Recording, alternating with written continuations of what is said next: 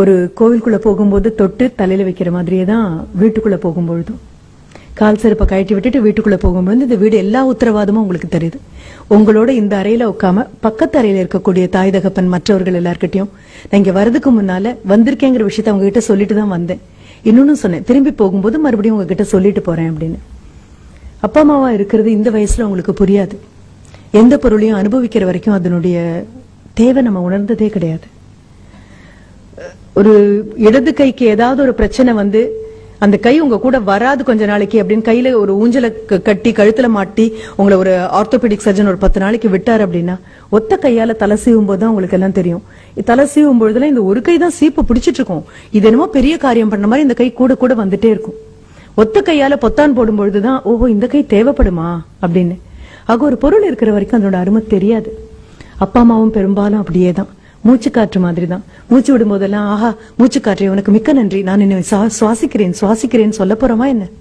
கண்டிப்பா மாட்டோம். மூச்சு அடைச்சா மட்டும்தான் பக்கம் பக்கமா திரும்புவோம், ஐயோ காத்து கிடைக்கலப்பா அப்படின்னு. அப்பா அம்மாவும் அதேதான். அந்த அறையில உட்கார்ந்துருக்காங்க. அஸ்திவாரங்கள் ஒரு நாளும் அழகா இருக்காது. இது வந்திருக்கிற குழந்தைங்க முதல்ல புரிஞ்சுக்கோங்க. நீங்க நினைக்கிற மாதிரி இது எங்க அம்மா இது எங்க அப்பா அப்படின்னு சொல்லி எல்லாரும் முன்னாலையும் நீங்க அவங்களை எம்பி பார்த்து உயரமா அவங்களை பார்த்து மகிழ்ந்த நாட்கள் எல்லாம் இருக்கும்பொழுது நீங்க 3 வயசும் 4 வயசும் அவங்களுடைய முழங்கால் உயரம் கூட இல்லாம இருந்த நாட்கள் அது. அவங்களுடைய விரலை பிடிச்சுக்கிட்டு அவங்க விரல் நுனியால உலகத்தை பார்த்த நாட்கள். அப்புறம் இடுப்பு அளவு உயரம் வளர்ந்தீங்க, அப்புறம் தோள் வந்தீங்க. இப்ப தோளையும் தாண்டி தோளுக்கு மிஞ்சிய தோழர்களாகத்தான் இந்த வயசுல வந்து உட்கார்ந்துருக்கீங்க. இப்ப நீங்க நினைக்கிற மாதிரி உங்க அம்மாவும் அப்பாவும் ஒரு விளம்பரத்துல வரக்கூடிய தாய் தகப்பன் மாதிரி கண்டிப்பா இருக்க மாட்டாங்க. விளம்பரத்துல வரக்கூடிய தாய் தகப்பன் வேணா நீங்க டாலர் ஆகணும், ஸ்மார்ட்டர் ஆகணும், பிக்கர் ஆகணும் அப்படின்னு ஏதோ ஒண்ணு கலந்து உங்க கையில கொடுக்க காலியான அந்த குவளையில ஏதோ இருக்கிற மாதிரி விளம்பரத்துக்காக நடிச்சு குடிக்கலாம். ஆனா இந்த தாய் தகப்பன் அப்படி எல்லாம் கொண்டு வந்து கொடுக்கற தாய் தகப்பன் இல்ல. உங்ககிட்ட ஆட்டோகிராஃப் கேட்கிற தாய் தகப்பன் இல்ல. இல்ல உங்க நண்பன் கிட்ட பாடா எங்க அம்மா பாருப்பா எங்க அப்பா பாருப்பா, இதெல்லாம் இல்ல. எப்படியும் 40-45 தொட்டிருப்பாங்க, இல்ல தொடக்கூடிய தூரத்துலதான் இருப்பாங்க. எப்படியும் அம்மாவுக்கு ஒரு முதுகு வலியோ முழங்கால் வலியோ வந்துட்டு போகும். சொல்லாம ஒரு தலைவலி வரும். கலகலன்னு சிரிச்சுட்டு ஓடிட்டு இருந்த ஒரு அம்மா, நீ திரும்பின பொழுதெல்லாம் உனக்கு விதவிதமா சமைச்சு கொடுத்துட்டு இருந்த அம்மா கொஞ்சம் ஸ்லோ டவுன் ஆக ஆரம்பிச்சிருப்பாங்க. சமையல் கட்டுல நின்னு 1 நிமிஷத்துக்கு 2 நிமிஷம் எங்க வச்சேனே தெரியல, இப்ப அடிக்கடி ஞாபகம் மறதி வருது அப்படின்னு சொல்லுவாங்க. ஃப்ரிட்ஜை திறந்து வச்சுட்டு ரொம்ப நேரம் அங்கேயே பாத்துட்டு இருப்பாங்க.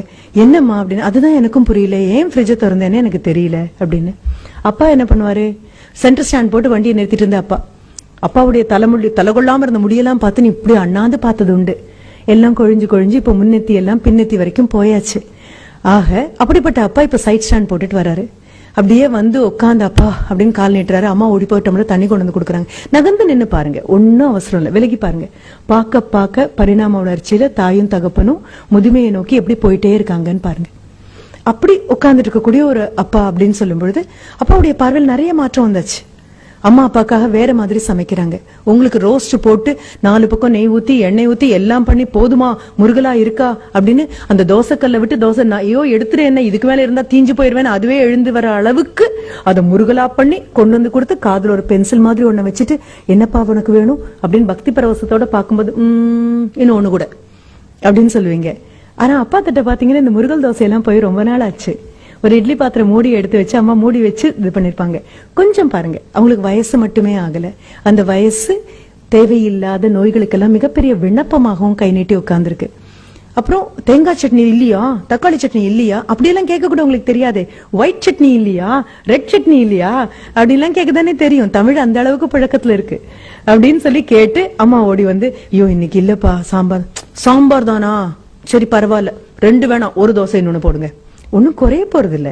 ஆனாலும் கேக்குற தோனி அப்பா பாத்தீங்கன்னா அப்பாவுடைய உணவு முறையில மாற்றம் இருக்கும்.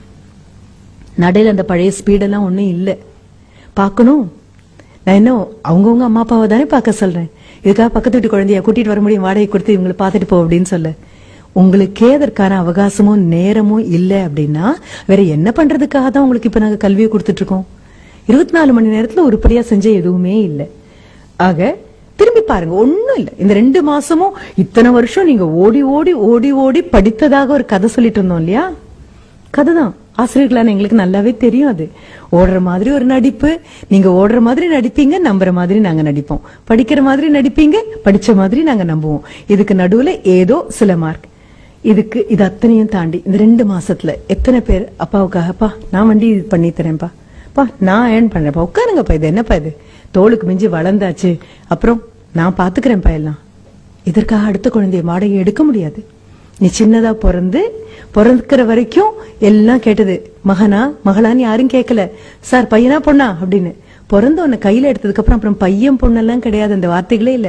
மகனா மகளா, கையில ஒரு குழந்தைய வச்சுட்டு நிக்கும் போது அம்மாவானாலும் அப்பாவானாலும் நினைப்பாங்க, இதுக்கு ஒரு 18 வயசு ஆகும், என் கை கால்லாம் கொஞ்சம் தளர்ந்து போகும், அவ்வளவேதான், சாஞ்சுக்கு தோளா என் பையன் நிற்பான், சாஞ்சுக்கு தோளா என் பொண்ணு இருப்பா அப்படின்னு காத்துட்டு இருக்கக்கூடிய நேரத்துல கையில ஒரு மொபைல் போன் எடுத்துட்டு போன் வந்த அடுத்த நிமிஷம் நீ வீட்டை விட்டு வெளியில போய் வராண்டால நிக்கிறல்ல, யார் தோல்ல சாஞ்சுக்க போறாங்க? யோசிச்சு பாரு. ஒண்ணும் இல்ல, நான் சின்ன சின்ன விதைகளை மட்டும் தான், குற்றமே இல்லை, நமக்கு தெரியாது, நம்ம இன்னும் குழந்தைங்களா இருக்கும். அப்பா அம்மா முடிஞ்சுதா, தாத்தா பாட்டின்னு வீட்டுல இருக்காங்க. இந்த தாத்தா பாட்டி பண்ண பெரும் தியாகம் தான் அப்பா அம்மாவா வந்திருக்கும். அப்பாவும் அம்மாவும் பண்ண பெரும் தியாகம் தான் நீங்க இங்க வந்திருக்கீங்க. இது அத்தனையும் புரிஞ்சுக்கோங்க. அடுத்தது பள்ளிக்கூடத்துல இருக்கக்கூடிய அந்த ஆசிரியர்கள் ரொம்ப அழகா இருக்கும். எனக்கு ரொம்ப சந்தோஷமான அனுபவமாக நான் பகிர்ந்து கொள்ளக்கூடியது. ஒரு 3 வயதாக இருக்கும்போது என்னுடைய மகன் பள்ளிக்கூடத்துக்கு போயிட்டு எல்கேஜிக்கு போயிட்டு திரும்பி வந்து அவன் என்கிட்ட சொன்னது, my teacher is very beautiful அப்படின்னு சொன்னான். இந்த வார்த்தை ஆச்சரியமா இருந்தது. அது ஒரு 3 வயது குழந்தை போய் பள்ளிக்கூடத்துல திரும்பி வந்து அன்றே சொன்னது ரொம்ப ஆச்சரியமாக இருந்தது. சரி, ஒரு 2 நாள் கழிச்சு போய் இந்த பியூட்டிஃபுல்லான டீச்சரை பார்க்கலாம் அப்படின்னு. ஆனா அதுக்கப்புறம் அவன் அளக்க முயற்சி பண்ணினான். அவங்க ஆசிரியர் ரொம்ப அழகா இருக்காங்களா, அந்த அழகு எவ்வளவு நீளமாக இருக்கும் அப்படின்னு சொல்றதுக்காக நாங்க இருந்த வீட்டுல இருந்து ஒரு குறைந்தபட்சம் 10 கிலோமீட்டருக்கு அந்த பக்கம் இருக்கக்கூடிய ஒரு இடத்த சொல்லி, she is beautiful from our house to Gandhipuram, வீட்டுல இருந்து அந்த காந்திபுரம் அளவுக்கு அழகா இருக்காங்க அப்படின்னு. இது அளக்க கூட முயற்சி பண்றானே, கண்டிப்பா இந்த ஆசிரியரை பார்த்தே ஆகணும். ஒரு 4 நாள் கழிச்சு போனா தலையெல்லாம் குப்புன்னு நரைச்சு தோளெல்லாம் சரிஞ்சு சுலபமா ஒரு 58 தாண்டி இருப்பாங்கல்ல, தாண்டறதுக்காக இருப்பாங்க. அந்த ஆசிரியர் ஏன் அழகா இருந்தாங்கன்னு எங்களுக்கு எப்ப புரிஞ்சது அப்படின்னா, வரக்கூடிய ஒவ்வொரு குழந்தைகிட்டையும் அந்த குழந்தை உயரத்துக்கு மண்டி போட்டு அந்த குழந்தை உயரத்துக்கு தோளை அரவணைச்சு, ஆமா நேத்து ஏன் வரல, ரொம்ப மிஸ் பண்ணேன் தெரியுமா உன்ன அப்படின்னு சொன்னாங்க. அவங்க பேருக்கு பின்னால என்ன பட்டோன்னு தெரியாது, அது என்ன பேருன்னு தெரியாது, எத்தனை வருஷம் அனுபவம் தெரியாது. ஆனா ஒண்ணு தெரியும், குழந்தைங்களை அவங்களுக்கு தெரியுது, குழந்தைங்களுக்கு அவங்கள தெரியுது, அவ்வளவேதான். அரவணைச்சு கூப்பிட்ட போது நான் நினைச்சேன், ஐயோ என் பையன் அளந்த தூரம் 10வது போல இருக்கே, இன்னொரு 100 கிலோமீட்டருக்கு அந்த பக்கம் வரைக்கும் ஒரு இடத்த சொல்லி அவ்வளவு அழகா இருக்காங்க. ஒரு ஒற்றை நிமிடம் உங்களுடைய 1ஆம் வகுப்பிலிருந்து 12ஆம் வகுப்பு வரைக்கும் உங்க விரல பிடிச்சு உங்களை கூட்டிட்டு வந்த ஆசிரியர்களை ஒரு நிமிஷம் யோசிச்சு பாருங்கன்னு சொன்னதனுடைய அர்த்தம் அதுதான். இந்த அஸ்திவாரங்கள் அழகாவே இருக்காதுப்பா. அஸ்திவாரம் அழகா இருக்காதுன்னு சொல்லும் போதுதான் இந்த 3 பேரை நான் சொன்னேன். அம்மாவும் அப்பாவும் ஆசிரியர்களும் நீங்க நினைக்கிற மாதிரி அழகா இருக்கணுங்கிற அவசியம் கிடையாது. ஆனா இன்னி தேதிக்கு உலக பேரழகி யார் அப்படின்னு சொன்னா, ஒரு 10 ஜட்ஜ் உட்கார்ந்து திருப்பி ஒரு 15 கேள்வியை கேட்க, முகம் எல்லாம் திருத்தப்பட்டு, உயரங்கள் எல்லாம் திருத்தப்பட்டு, உருவ அளவுகள் திருத்தப்பட்டு உங்க முன்னால கொண்டு வந்து நிறுத்தக்கூடிய பெண் அல்ல உலக பேரழகியாக இருக்கும். கண்ணமுடி பாத்தீங்கன்னா அவங்க அம்மாவை மிஞ்சி ஒரு அழகி கிடையாது. உலக பேரழகன் யாராக இருக்க முடியும்? தோல் தளர்ந்து, முகத்தை சுத்தி, கண்ணை சுத்தி கருவளையம் வந்து, தலையில் இருக்கக்கூடிய முடியெல்லாம் கொட்டி ஒரு நிமிஷம் பெருமூச்சு விட்டு, இந்த பையன் படிச்சு மேல வந்துட்டானா போதும்பா, எனக்கு ஒண்ணும் கொடுக்க வேண்டாம், அவன் காலை ஊனிக்கட்டும் அப்படின்னு ஒவ்வொரு நாளும் உங்களுக்கு தெரியாம மனதுக்குள்ள பிரார்த்திக்கக்கூடிய உங்க அப்பாவை மிஞ்சி உலகத்துல பேரழகான ஒரு உருவம் எதுவுமே கிடையாது. நீங்க வரீங்கன்னு தெரிஞ்சு ஊரார் பிள்ளைய ஊட்டி வளர்க்கணும் அப்படிங்கிறதுக்காகவே ஒவ்வொரு நாளும் கல்வியை டிஃபன் பாக்ஸ்ல போட்டு சுமந்து திணிச்சு அமுக்கி கொண்டு வரக்கூடிய உங்க ஆசிரியரை விட மிகப்பெரிய ஒரு நபர் உலகத்துல கிடையாது. ஆனா இது 3 அஸ்திவாரம். எந்த கட்டடத்துக்கும் அஸ்திவாரம் அழகா இருக்க வேண்டிய அவசியம் கிடையாது. அஸ்திவாரம் போட்ட அடுத்த நிமிஷம் அதுக்கு பூச்சி அடிக்கிற ஆட்கள் யாரும் கிடையாது. அஸ்திவாரத்துக்கு அலங்காரம் பண்ற ஆட்கள் யாரும் கிடையாது. அஸ்திவாரத்தினுடைய அழகு என்ன தெரியுமா? உறுதி மட்டும்தான் அதனுடைய அழகு. தாயும் தகப்பனும் சொல்லி கொடுத்த ஆசிரியரும் உங்களை உருப்பட வைக்கிறதுங்கிற ஒற்றை எண்ணத்துல உறுதியா நிக்கிறதுனால மட்டும்தான் மேலெழும்பக்கூடிய கட்டடங்கள் அவ்வளவு அழகா இருக்கு. உங்களுடைய ஜியோமெட்ரி பாக்ஸ் இருக்கும் தெரியுமா? அந்த ஜியோமெட்ரி பாக்ஸ் காம்பஸ்னு ஒண்ணு இருக்கும். அந்த காம்பஸ்னுடைய ஒத்த கால ஊனி அசையாம அது நின்னா மட்டும்தான் அடுத்த கால் எவ்வளவு பெரிய வட்டம் வேணாலும் சுத்த முடியும். நான் சொன்ன ஆசிரியரும் அம்மா அப்பாவும் அந்த ஒற்றை கால் இடத்தை விட்டு நகரல. நீங்க எங்க வேணாலும் போயிட்டு வாங்க, எத்தனை பெரிய வட்டம் வேணாலும் போடுங்க, அத்தனை பெரிய வட்டமும் வட்டமா ஒழுங்கா அமையணும்னா இந்த ஒத்த கால் இருக்கிற இடத்தை விட்டு நகராம தவம் பண்ணுன மாதிரி காத்து நின்னா மட்டும்தான். இந்த போன கால் சுத்திட்டு வராமையும் போகலாம், போன கால் திரும்பியும் வரலாம். வந்ததுக்கு அப்புறம் கூட ஆஹா நீ இவ்வளவு உறுதியா நின்னதுனாலதானே நான் போனேன் அப்படின்னு யாரும் ஒரு வார்த்தை கூட சொன்னதில்லை.